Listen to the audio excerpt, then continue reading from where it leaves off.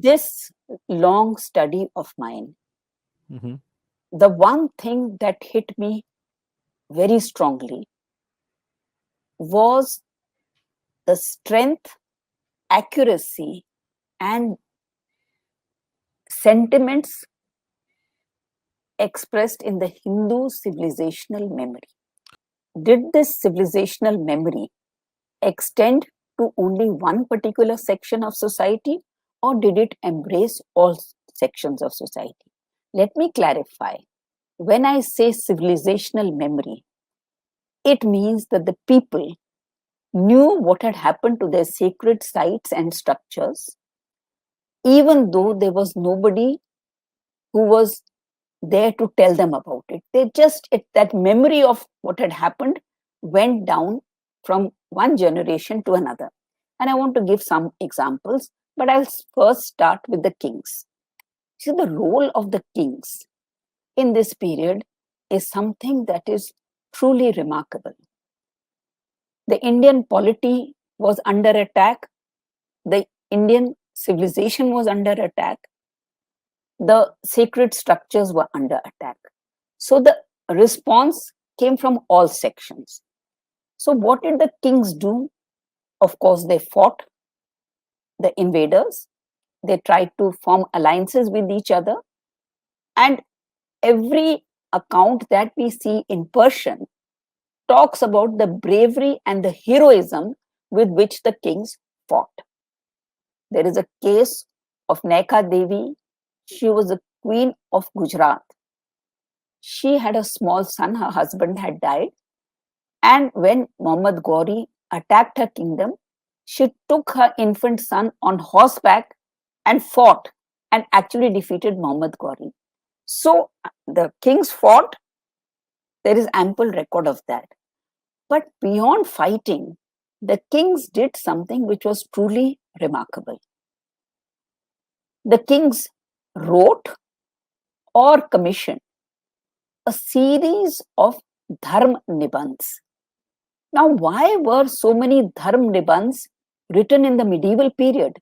Either by the kings themselves, that means the kings were so learned, the kings, or they sponsored them. Because dharma was under stress, the kings felt that they had to sponsor or themselves write works on dharma. This was one response of the political class. Now we talk about the intellectual leaders of society and the religious leaders. And normally we think that there is no written response of the intellectual or religious classes to the invasions that happened. Nothing can be further from the truth. The first account, eyewitness account that we have of Mahmud Ghaznavi's attack on Somnath was by a Jain minister. That Jain minister was an eyewitness to the havoc that Mahmud Ghaznavi wrought, and he wrote a book on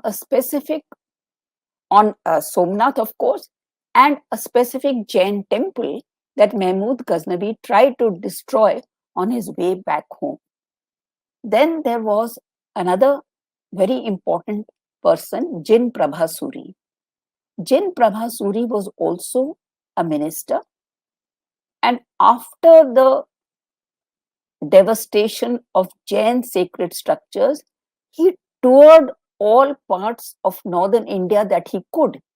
And he went to every Jain site, structure that was demolished, and he reassured the devotees. He said, even if the murtis have been damaged, don't lose your faith in them.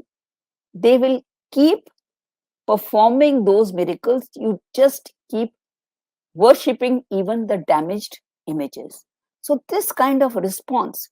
Then there is a response that, we should now make stone images. There's a debate on the kind of medium that should be used to make images, and there is a consensus.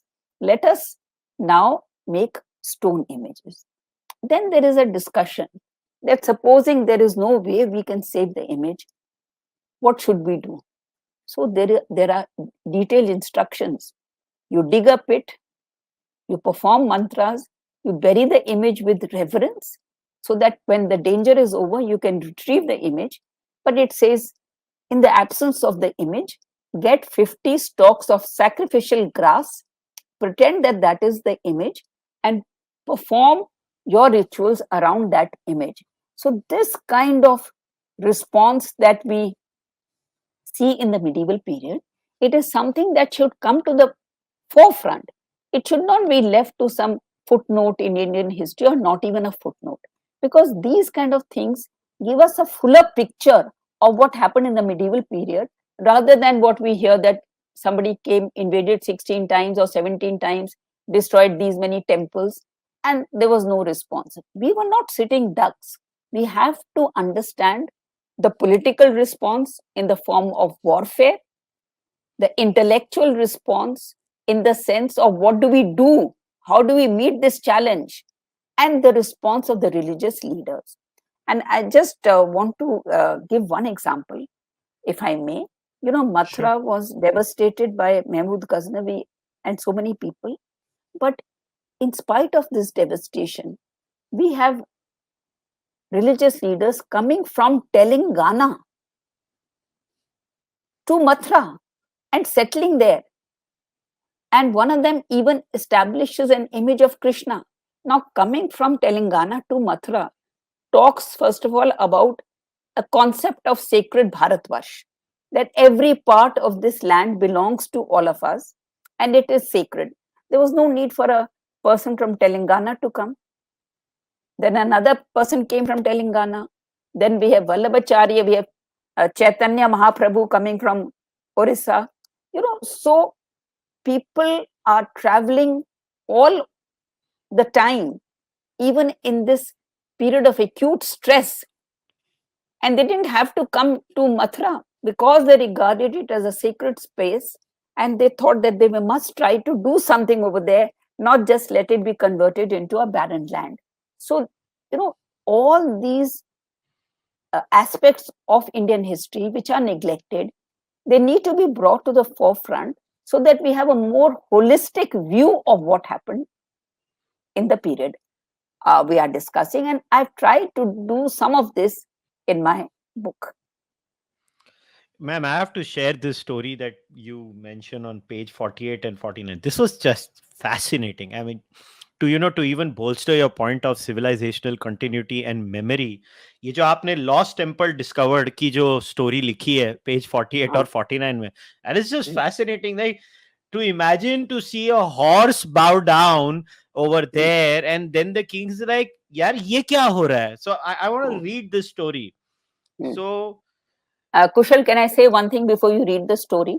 sure, ma'am.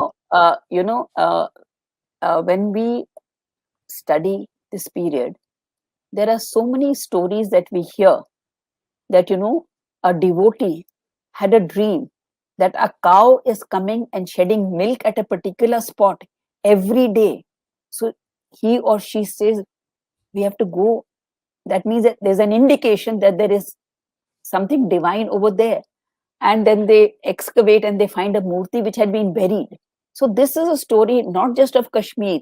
It is there, Mahavir Ji, in Rajasthan. It's a very important Jain center.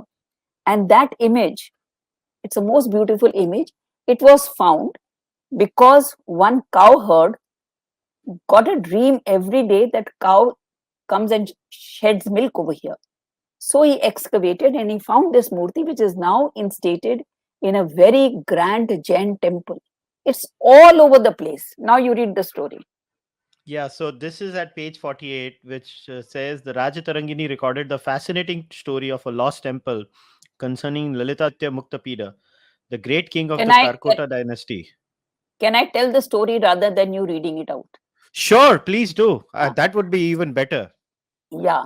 So you see, there was this king in Kashmir, and he used to take his new horse for training, and he used to, to train him, and he used to take him every day for a ride. And every day he would see two girls who would come to a particular spot, bow with grave reverence to that spot, then dance and sing.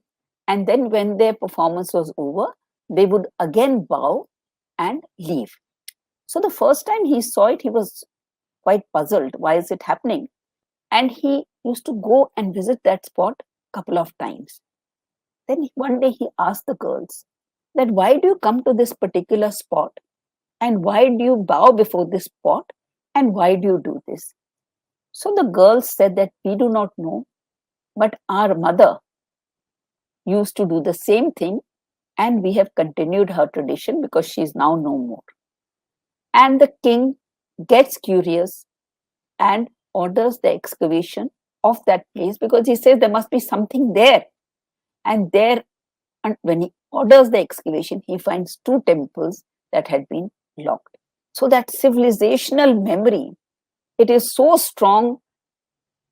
It's just, you've just cited one case, but I mean, you can cite n number of cases which show why is it that we were not converted? Why did we remain a holistic?